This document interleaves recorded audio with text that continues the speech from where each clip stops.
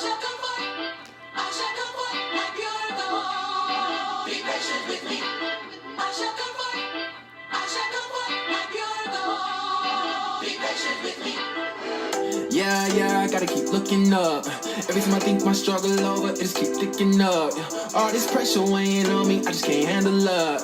Yeah, oh my God, I just can't handle it. Tell me how I'm supposed to be a better man. When they lying to me, then they shake my hand. Where I come from, we cut them off, that's the end. But you telling me forgive just like you did, yeah. Last month I got on Twitter, check my DM, got a text. Was my homie from Virginia, said I'm proud on me next. Man, that's all I ever wanted, told me stay up and be blessed. But just a week later, he got shot down, man, I'm stressed. All this hate up in my heart, everything falling apart. This not how I'm supposed to be, help me be who you made me, yeah. I know what I gotta do, I just gotta get right with you. Yeah. Every day I fall in short, but you know ain't nothing new. Cause I've been working on my troubles, yeah, you know that it's a struggle. Please be patient with me. Cause every day I fall in short, but I'ma flex when I make it through. Cause I've been working on my troubles, yeah, you know that it's a struggle. Please be patient with me, yeah. Please be patient with me, yeah.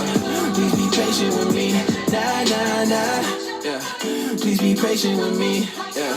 Please be patient with me, nah. Yeah, they looking up to me, but I'm winging it. And I just gotta let them know it's you, that's all it is. Ain't got no problems, cause you got me. When you got me, they can't stop me. Lord, just keep me in your promise. Keep me humble, please don't drop me, yeah, don't drop me. I can't get right, need your mercy all the time. Work your magic like you Tracy in this prime. God, I need you, cause I'm just trying to get right with you. Yeah. Every day I fall in short, but you know ain't nothing new. Cause I've been working on my troubles, yeah, you know that it's a struggle. Please be patient with me. Cause every day I fall in short, but I'ma flex when I make it through. Cause I've been working on my troubles, yeah, you know that it's a struggle. Please be patient with me. Yeah. He ain't through with me. Please be patient with me. He ain't through with me. No. Don't fret. My God ain't through with me yet. Leaning on him, I'ma be my best. He ain't through with me. No. Every day I fall in short, but you know ain't nothing new. Cause I've been working on my troubles, yeah, you know that it's a struggle. Please be patient with me. Cause every day I fall in short, but I'ma flex when I make it through. Cause I've been working on my troubles, yeah, you know that it's a struggle. Please be patient with me, yeah. Please be patient with me, yeah. Please be patient with me, nah. Yeah. Please be patient with me, yeah. Please be patient with me, nah. Please be patient with me, yeah. Please be patient with me, nah. Please be patient with me, yeah. Please be patient with me, nah.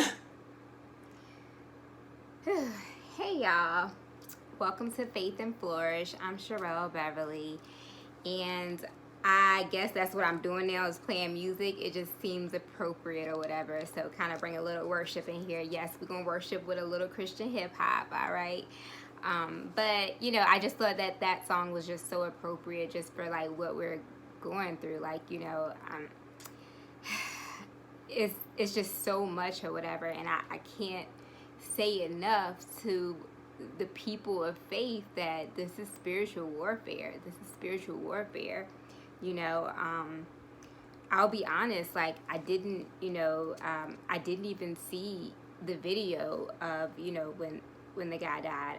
I didn't see it. I refused to watch it. I saw the pictures on social media, but I refused to watch it because I know how it ends, right? I know how it ends, and I know how it ends and how it's going to make me feel, right?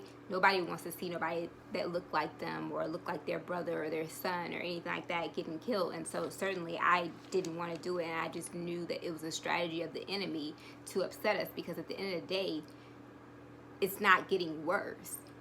You understand what I'm saying? Like, we've been oppressed as black people for a long time, and that is not getting worse. It's just getting filmed, you know? And so then think about it. So now then the media, you know, puts it out there, or somebody filmed it, you know, putting it out there, and it's causing an outrage.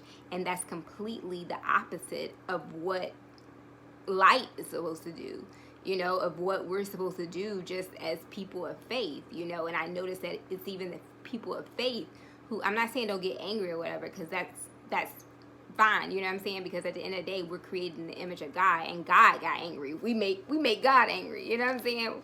We have made God angry, so we're his children, we're created in his image, so we are going to get angry. But it says don't sin, right? Get angry but don't sin, you know. And one thing I recommend to people is, like, when you do get angry, you need to set up in God's presence and ask him for strategy. Ask him for, what is it, Lord? How should I respond to this? How should I respond to this? Because see, what the enemy wants you to do, he wants you to give him a reason. So, you know, like, to basically, like, mess up your life, you know. He's trying to get you to sin. That's the whole point of it. It's, you know, and so then we're acting on those emotions that we're feeling instead of going into the presence of God and letting God deal with that anger, deal with it, so he can give you strategy of how you're going to, you know, act. And then I have to address something that's maybe controversial, you know, and people might not agree with what I'm saying is, why do we feel it a need to get so angry right now?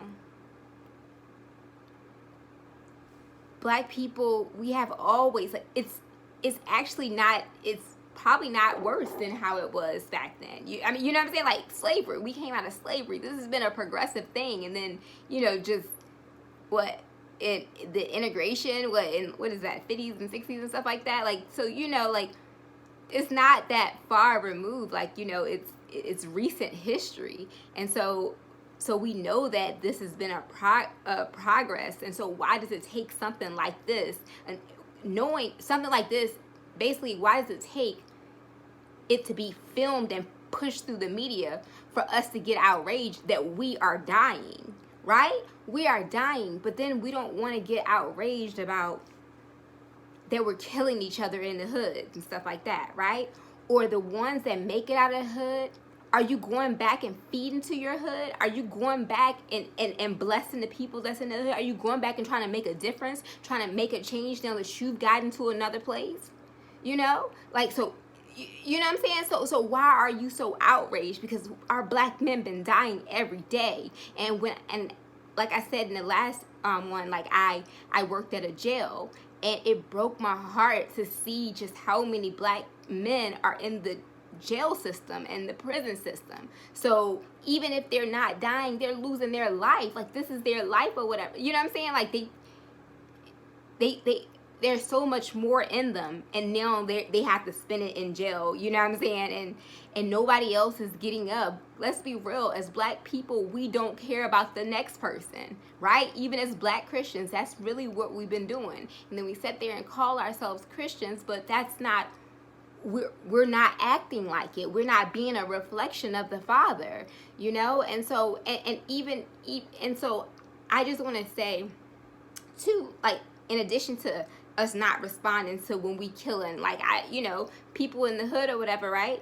Like, I don't mean to say it like that. That's just the only way I can just put it, right? But people in the hood or whatever, like, when they know, like, they know who's killing who. They know exactly who's killing who, and nobody says anything. Nobody says anything. But now a white officer does it, and it outrages us. Why? You know what I'm saying? And then what even made me a little more even, like, now I'm not angry or whatever, just kind of like, come on, we got to do better. We got to start thinking. We got to start using the wisdom that God has given us. Like, I remember one of my girlfriends, she's well, you know, just somebody I went to school with. She's a Caucasian girl. She wrote a post talking about, you know, like, you know, hey, I I believe it was her. Anyways, it was a post where we were just calling out other white people to stand up for our black sisters and brothers, for the black sisters and brothers, right? And I shared it on my page or whatever. Then a black guy that I remember not going to school with, but kind of going to like he lived in the same like country area that I grew up in, like similar areas around there. And he shared the post, right? And now he's like, oh, well, it never took, like, we don't need to ask white people to do anything. You sound ignorant. I'm sorry to say that, but you sound real ignorant, because let's be real. If we were enslaved, then let's look at that. It took a white person to help us to push the movement for us to get out of slavery. We ain't do it ourselves. We won't in no office. So it's going to take the same thing today. It's going to take us getting together, coming together in whatever realm that we're in, like whatever area, arena we're in, and coming together to push the movement forward. It's not going to be, we cannot push the movement forward with just our own. You know what I'm saying? Because let's be real, we don't care enough about our own until somebody else want to do it. We up here calling each other out of our names or whatever, you know, but when somebody else do it, then we mad. Come on, we gotta do better than that, you know. And then okay, let's talk about even the deeper issue about our health. Okay, even if we not killing each other, you know what I'm saying, shooting up each other and stuff like that, or getting killed by the police or something like that, guess what? We're killing ourselves with what we eat. Yeah, I'm going there. You know what I'm saying? With what we eat, we're not even taking care of ourselves. And then we're so unapologetic about it, like, oh, I'm going to eat it because I'm a such and such or whatever. And we dying at high rates, having heart attacks at high rates, diabetes at high rates, kidney disease at high rates.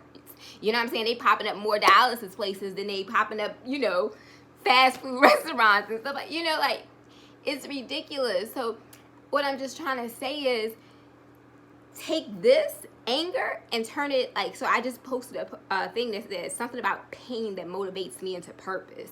So take this pain, the pain of watching your brother get murdered, or, you know, get killed, and you know it looked like it could have been somebody, it could have been you, or it could have been somebody close to you. You take that energy and you ask God, you submit it to God, and you say, God, what can I do with this?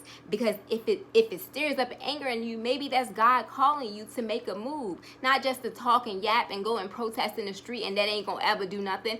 Ain't never did nothing. Fighting aggression with aggression ain't never solved anything. Oh, and on that note, I got a quote or whatever from the great Dr. Martin Luther King, all right? We always respect them, but then we respect all these people in history, Malcolm X and stuff like that, but then we respect, but then we don't even listen to anything that they say. You know what I'm saying? Like, for what? What is like, sorry, what's the point? What's the point in their legacy? Like, we're messing up their legacy by not continuing it. We act like that's all. Like, there's supposed to be greater that happened after, you know, them. Like, they're supposed to be greater, because it never stopped. We act like, okay, just because we got a little couple wins, now we okay, and ain't nobody, no. This is going to be a continuous fight. It ain't never stop. It's not going to stop by one outrage. I don't care, you know, really what goes on, how mad we get or whatever. This is not going to stop it. It's going to take continuous work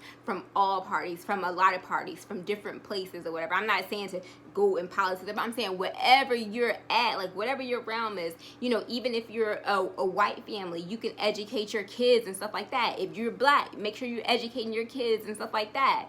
You know, like even that, those little small steps are pushing us and facilitating change. You get what I'm saying? Pushing us in the right direction. Do not underestimate just that change, just that little small step or whatever of even bringing up the conversation among your friends and stuff like that. But what we gotta do is stop being reactive, right? Like, and let's, now that we know that, now we're reminded again that there's a problem. That's all it is. We're reminded again that there's a problem. So now the enemy done use that to outrage us, and now we're hating. And God never called us to hate. And most of us that's hating are calling ourselves Christians. It's either or. God said God don't like lukewarm. He'll spit you out, right? You got to be either hot or cold. So choose now. What are you going to be? Are you going to be hot, or are you going to be cold? You know what I'm saying? You're going to be in the world and act in your flesh, or you're going to be for God and ask God to help you with this. Ask God to give you strategy in a season of what can you do if you feel that strong about the issue. You get what I'm saying? It ain't enough to just post on social media, whatever. Ain't nobody caring about reading the stuff or whatever on social media. It's going to go back to how it did with the last few deaths. All right? Did anything change? No, it didn't. Because everybody forget then. Everybody forget. But I ain't never forget. I don't forget about my black brothers that's locked up behind bars and stuff like that for what? You know what I'm saying? I don't forget about that. That's always on my heart. So I want to do, like God knows I want to do something more, whatever. I don't forget about my people that's dying from all these comorbidities and diseases from obesity and stuff like that in our black communities. I think about that. So what is God calling you to think about? You know what I'm saying? If you're so outraged about this issue, we're dying from a lot of issues. We got the high. Oh, and I'm sorry, domestic violence. That's another issue. We got, in my studies, I was working on my doctorate. I'm gonna go back to it. I'm gonna get my doctorate. But I was working on my doctorate, and one of my topic was, intimate partner violence or domestic violence, right? That was my topic of research because I had come from it. At first, my topic of research used to be obesity and, and food, nutrition, and it's still bad because I, lost weight and stuff like that. It's still bad. But as I was doing research, I realized that even domestic violence is at higher rates in the black community than compared to, other communities. And so our communities are getting beat down left and right from us and everybody else, and then nobody wants to do anything and just want to mouth off and be angry when something happens. And again, it's going to fade off or whatever. It's going to go off a little bit or whatever. Then everybody going to be angry and just talking and posting and stuff like that. And maybe even, talking like how I'm talking now or whatever. And ain't nobody going to really do anything. So I'm calling you to turn that anger into purpose. Turn that pain into purpose. Turn that, don't use your emotion, that anger or whatever, because it's gonna get you in trouble. I promise you. Don't, and it's pointless. It serves no purpose. Like if you use it, it serves no purpose. And usually, I think I read somewhere or heard somewhere that when you're angry, your IQ drops. I believe that, because you don't think, whenever I've been angry, I'm telling you, I go stupid. All right, I go stupid, and I'm sure you do too. So it's pointless. Okay, and this is what the Word of God says in Ephesians 4. It says 26, I think, to 27 maybe. It says the Amplified version. Be angry at sin, at immortality, at injustice, at ungodly behavior, yet do not sin. Do not let your anger cause you shame, nor allow it to last until the sun goes down. And do not give the devil an opportunity to lead you into sin by holding a grudge or nurturing anger or harboring resentment or cultivating bitterness. That's what the enemy, that's the whole purpose. Like I said, it's nothing new. It's not like there is an increase of them killing, black people or us dying. There is not anything new, but the enemy decided to just, somebody filmed this and put it out there, and now it's outraged people. Now people are, just, what's the point? You know what I'm saying? What's the point if we're not going to do nothing? What's the point if we're not going to really push toward, change? You know what I'm saying? And whatever the issue is in your heart, you know what I'm saying? Whatever the issue is in your heart that God's placed in your heart, you can make a difference in. Whatever it is. It don't have to, it could be literacy, your education, whatever it is, because it's our children are the future, right? Our children are growing up. What are you teaching them to do? Are you, Tony Gaskins, I think he put up a video, instead of, are you teaching them to kind of be in the places that's going to prosecute the officers and stuff like that, or be the judge, or you know what I'm saying? Are you raising them up to go in those arenas? We got a lot of things that we can do, and we're not doing. We just mouthing off and talking as we always do, and think that we're gonna have a Martin Luther King that raise up. Nah, God is calling all of us to rise up, because He's gifted all of us. He's called all of us for a purpose. And yes, these are the end times, and there is something in you that God has called you for. I'm doing this because I know God has called me for it. I don't know where it's going to go. I don't know how effective it's going to be. It don't matter, but God called me to it. And so I'm going to do it out of obedience, you know, and that's my worship to God. That's the least I can do for who he is and because of what he's done for me, is to be obedient to the call that he's called me to. But and I was trying to find the Martin Luther King thing. I might not be able to find it. I thought I had it in here. Oh yeah, it says, as Martin Luther King put it, darkness cannot drive out darkness. Only light can do that. Hate cannot drive out hate. Only love can do that. And that's really what it is, you know, like, and so as believers, we got to be the light of the world. We got to be the salt, the seasoning of the world. We're supposed to be able to go into a room and change the atmosphere. We're supposed to be able to know how to battle spiritual warfare and start praying, start intercessing. You get what I'm saying? We should have been intercessing. We should not wait till we find out somebody get killed to start intercessing and praying for our communities, praying for our brothers and sisters and the officers, because at the end of the day, it's a spiritual warfare thing. So remember I told you, the enemy just plays on people, right? It's not the people that we battle with. It's not the officer. It's whatever spirits and stuff and settle, or maybe anger or whatever, hatred in his heart, but it's a spiritual thing that done gone in there. But we as believers, our word said we can pray that off. You know what I'm saying? That we can pray, that we can intercede for them, you know, to hopefully make a difference, you know. And if more of us just started playing our part in whatever arena it is, like I said, whether it's practically or spiritually or whatever, we have to do that and allow that anger to turn into purpose, you know. Allow that pain that we feel in now to turn into purpose. We keep saying we're tired, but what are you going to do? You're so tired, but what are you going to do? And so I didn't know that was going to come out like that, but I guess that was what it was. So let me switch to my other topic. I guess I just had to address it because, you know, it's like, man, like, it's like the enemy throws us a bone and we bite. That's how it is. He throws us a bone and we bite, but don't do, but don't even really do what we need to do, because it's gonna settle down. Then we're gonna forget that we dying in the hood, like, and we been dying. We been killing each other. What about when we killing each other? Who's coming back? Which one of us have gotten locked up? Because I know a lot of my brothers have gotten locked up and they end up, you know, getting businesses and stuff like that or whatever. And you know the culture of the hood and what's going on. Have you tried to go back and do something to help? Have you? You get what I'm saying?